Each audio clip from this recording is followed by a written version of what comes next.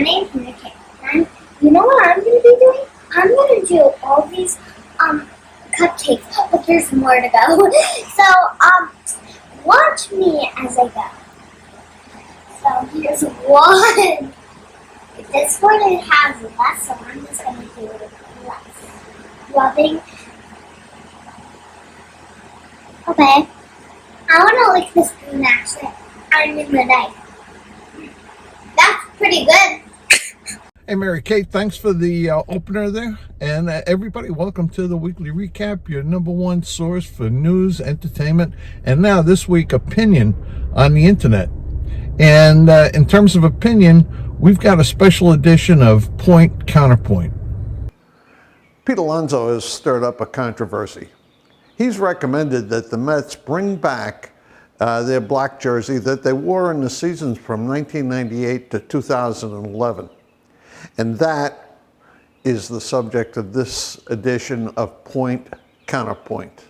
I oppose Pete's suggestion, and I do it for a couple of reasons. One is the black jerseys are just plain ugly. Ugly. Ugly. You wouldn't understand ugly, but look in a mirror, you will.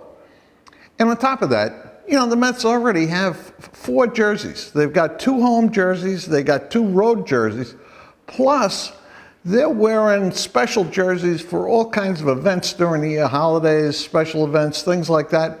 Most Sunday nights they're wearing camouflage. We don't need yet another jersey in our arsenal. Unlike my friend over there, I support Pete Alonso. And why? Well, first off, he says the black jersey conveys an attitude, and I think the Mets could use some attitude. In addition, he mentions that a number of really great Mets have worn black jerseys.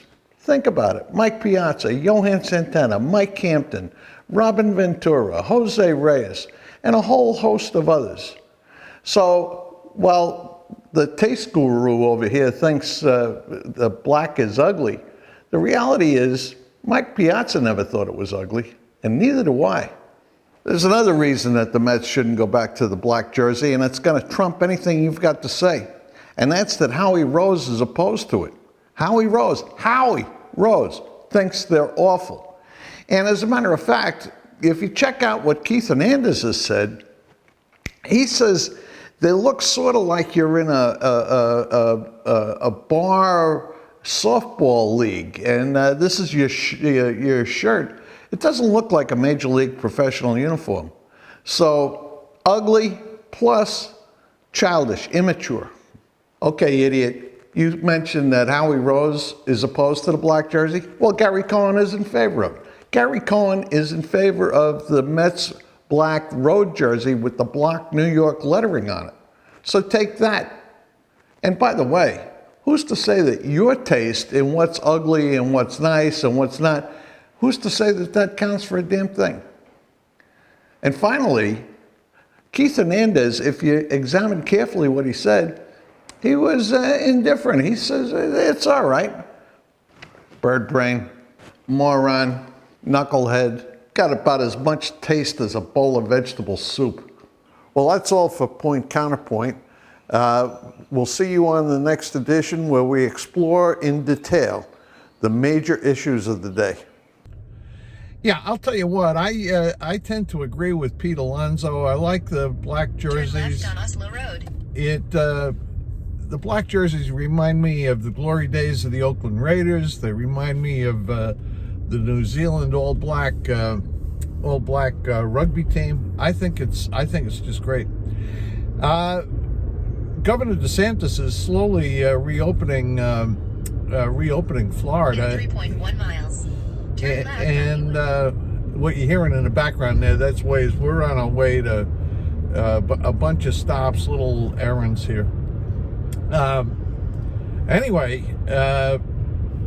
Governor DeSantis, earlier this week, Tuesday, the beaches opened, but just for exercise. You couldn't sit around or anything like that. And we sent a news team out to cover the opening of the Vero Beach beaches. Here's that report. Today's Tuesday, and the governor just opened up all the beaches for walking and swimming and exercise. And as you can tell from the footage I got, this beach, my favorite, is pretty well empty. I wish I'd like to open up a beach chair and sit and read a book, but what are you gonna do?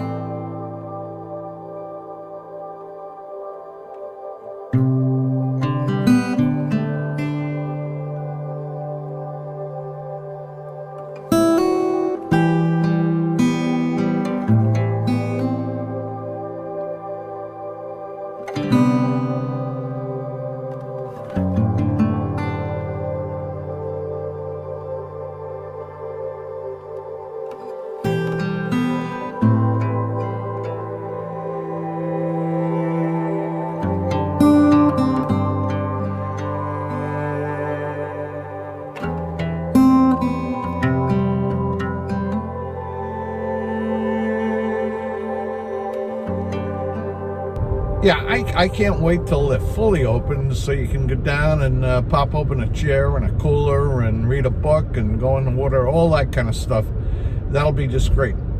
So, earlier this week, I put a video up on this YouTube site that chronicled one day in my life on this coronavirus, and I got a number of comments about it. And the big question everybody asked was, how did I get these first-person point of view shots? And I'll tell you what, I'll tell you how I did it. It's not that tricky. I mean, you don't get great video, but it's not that tricky. First off, I shot it with this iPhone, and what I did was I put the iPhone in one of these holders, a clamp. And then I grabbed the clamp between my teeth and shot video holding the iPhone with my teeth.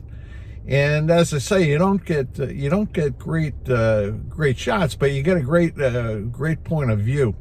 So anyway, that was the way that worked. And I'll tell you what, I mean, we got these errands to do this morning, and then I've got to get this episode up. So that's the report for this week. And I'll tell you what, I'm going to close this out. We get with a little shot of the dancer in the family, Liz.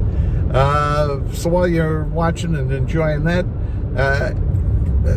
bear in mind this lockdown is going to end, and we'll be back to normal pretty soon.